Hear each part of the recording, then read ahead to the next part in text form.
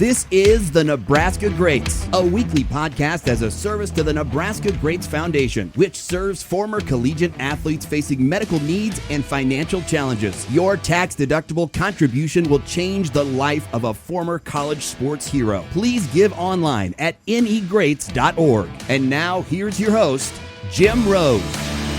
Jim Hendry in a Major League Baseball stadium. What are the odds? But there you are, man, the former Creighton head coach, former general manager of the Cubs, now with the Yankees.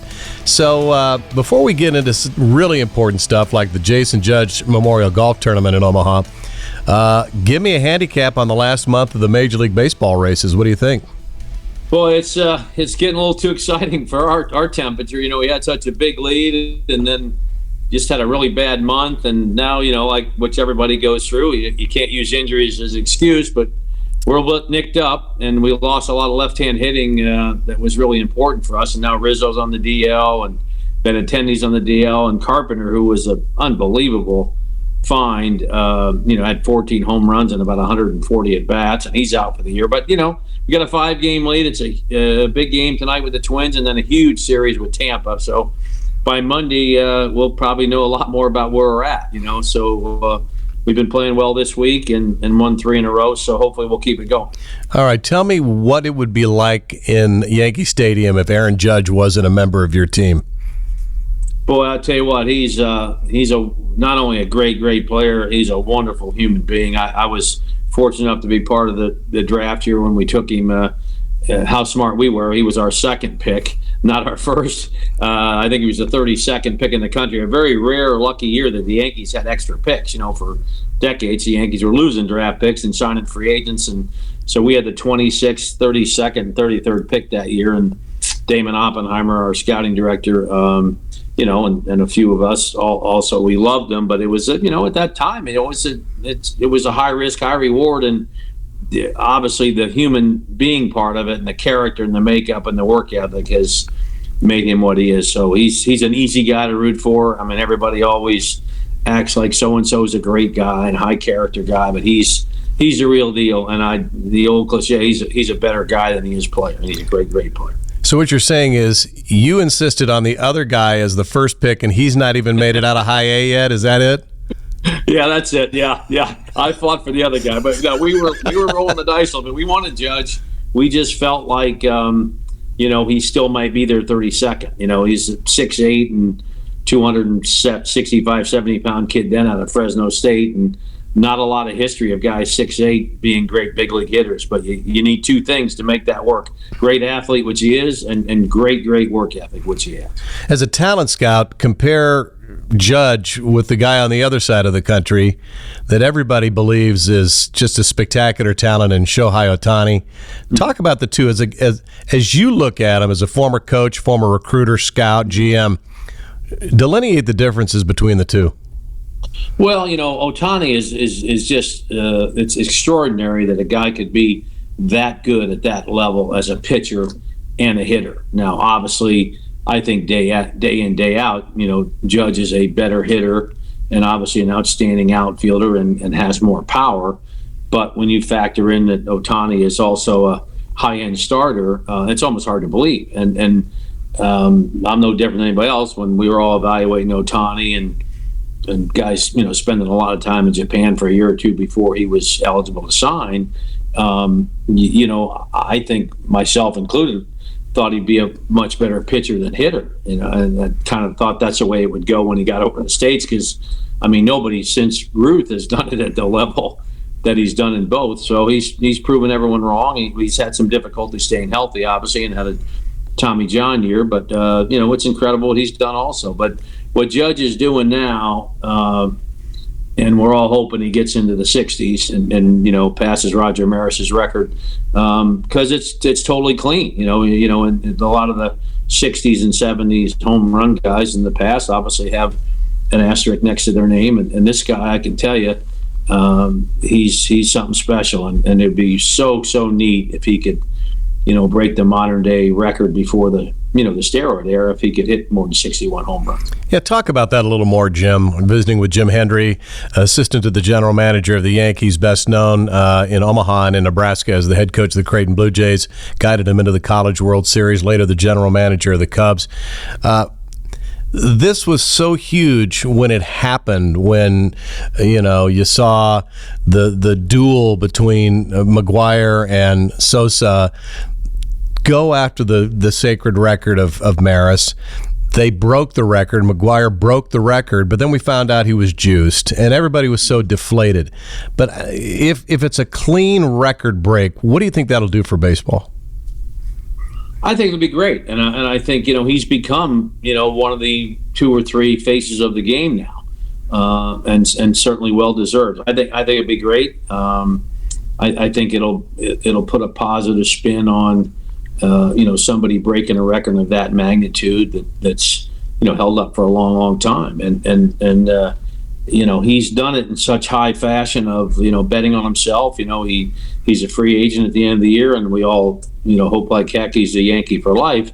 But it's not easy to do what he's doing under the normal circumstances that most people would be going under a different stress level, and pretty much he's been carrying us now for a long time in through our skid. He's the one that hits the big home runs and gets us out of it, a little losing tailspin, and really set the tone for the whole first half, which was we're on our way to plus 100 wins, and now we're just trying to finish it off and get in. All right, let's visit about what's happening in Omaha. First of all, update everybody, because you're back in Omaha all the time. People will see you at various watering holes and cigar-smoking lounges, and they'll go, that guy looks just like Jim Hendry. I thought he was this big-shot front office guy with the Yankees. So update us right now, Jim, on what you're doing, what your schedule is, how often back and forth you go. I bought a house back in about 3 years ago in Omaha, and I have a house in Arizona for my Cub days. Obviously got remarried to Carrie. We live out on the second hole out at Shadow Ridge. I certainly don't frequent as many water holes as I used to, and I never was a cigar guy. So other than that, you should know that because of that, the economic development numbers have dropped precipitously in food and beverage tax. But that's a side note. Go ahead. Yeah, there you go. Basically, I have a phenomenal job. I've been with Brian Cashman now. This is my 11th year. With the Yankees. I have a very unique position. I'm in spring training the whole time with the big league club, and then for 2.5 months after that, I'm involved on a national level for the higher, first, second, third round guys of the draft, which you have to do, in person. And at my age, the travel is getting a little tough on me, but it's one of those deals. You want to be in the draft room helping make the picks. You do the work. And then after the draft's over, it's a combination of evaluating our minor league guys, helping with the trade deadline, spending time with our major league club, home or on the road, and then a lot of times in August, September, looking at some target free agent guys for the offseason. We'd always target 10 or 12 guys, like when we did LeMahieu or Garrett Cole and things like that. I do a lot of that in the last 60 days of the season also. So very unique job, a lot of versatility to it, and a lot of trust and faith that Brian Cashman puts in me. Well, you and your wife, Carrie, who's a delightful lady, definitely you married way above your playing weight, man. There's no question about that. Her late husband is Jason Judge, who played for you at Creighton and was a popular teammate, good guy, home run hitter, passed away suddenly, and she's created a little bit of a memorial event for her. Tell us about this, or for him. Tell us about this. It's a really good thing. Jason passed at a terribly young age at 48. He stayed in Omaha after his Creighton days. He was probably the smartest kid I ever had at Creighton on any of the teams, and certainly much smarter than the head coach.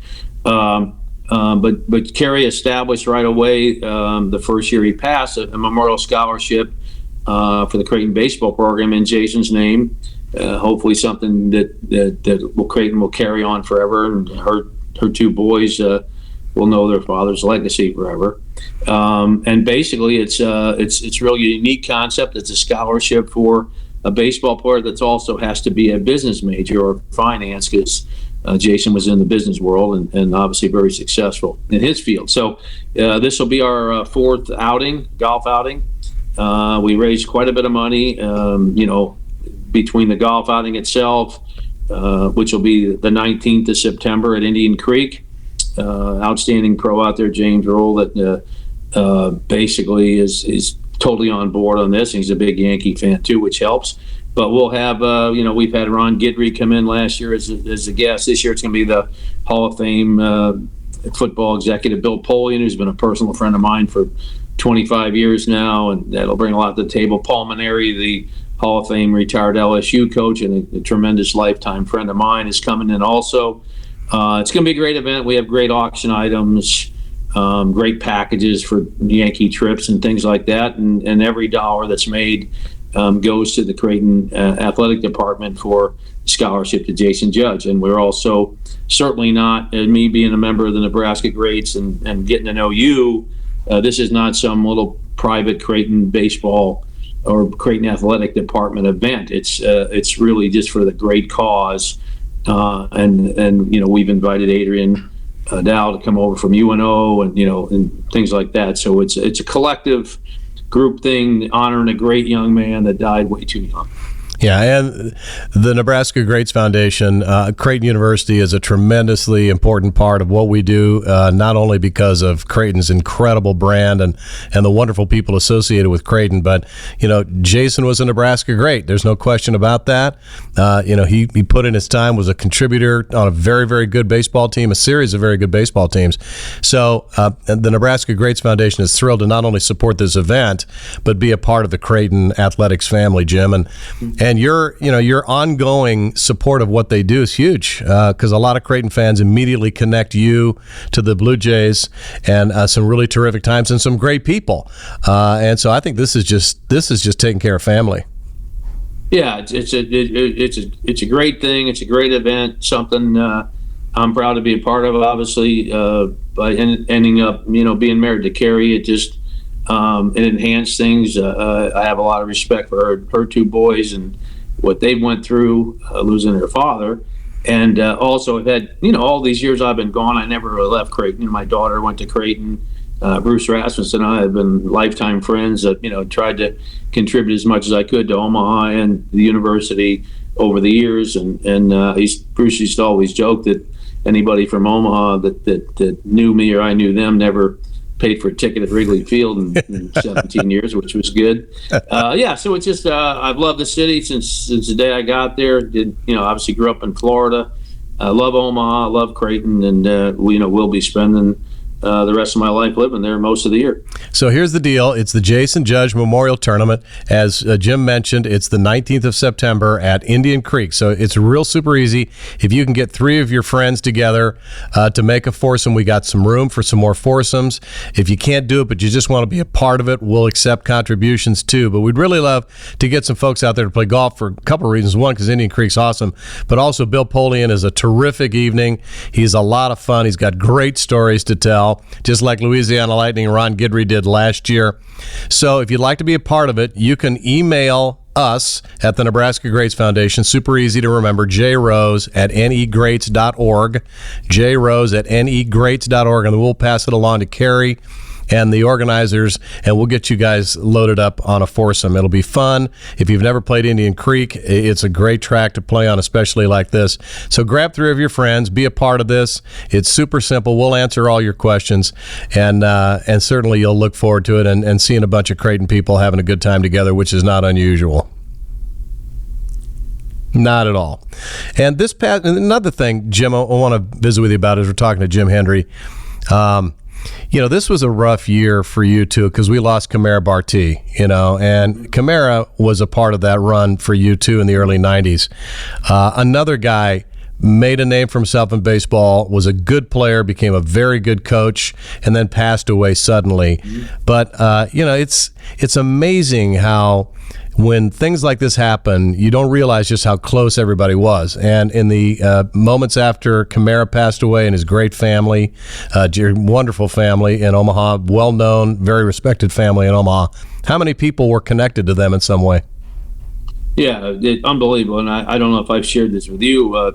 First of all, Jerry Barti, Kamara's dad, and I have been friends for a long time. Jerry is going to come to the event also, and we will certainly have some honoring of Kamara that day too. Great people.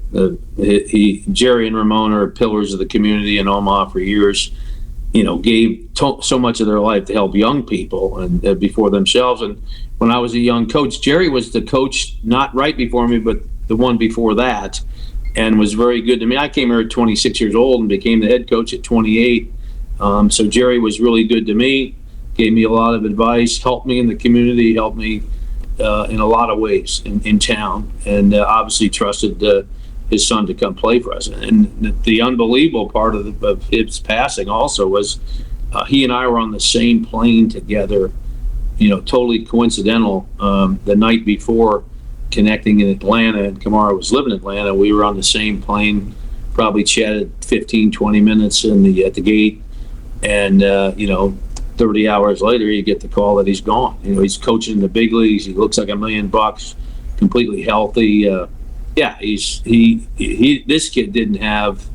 There wasn't one person on this earth that would say anything bad about that guy. It's just God works in strange ways. But it was a great loss also, and we want to honor him the rest of his days too. So down the road, we'll be doing some more things for Kamara too. Well said. Jim Hendry, great talking to you, great catching up with you. We'll see you on the golf course. And just remember, if a ball rolls past the cart, don't pick it up. Okay, one more thing, Rosie, just to clear it up. It starts at 11 o'clock that day. And last year we were done playing in 4 hours and 15 minutes, and you'll be home after dinner and the auction and everything probably by 7 o'clock. Yeah, and again, if you want more information, just reach out to us at the Greats Foundation, and we'll send all the info on to the organizers. But it's easy to get to us at jrose@negreats.org. That's jrose@negreats.org. All right, Jimbo, take care. Stay safe in New York. See you soon. This has been Nebraska Greats, a weekly podcast serving the Nebraska Greats Foundation. You can find each episode on Apple, Spotify, Amazon Music, Google Play, and anywhere you get your podcasts. Please give generously to serve Nebraska's former sports heroes in need at negreats.org. And be sure to follow the Any Greats on Facebook and Twitter.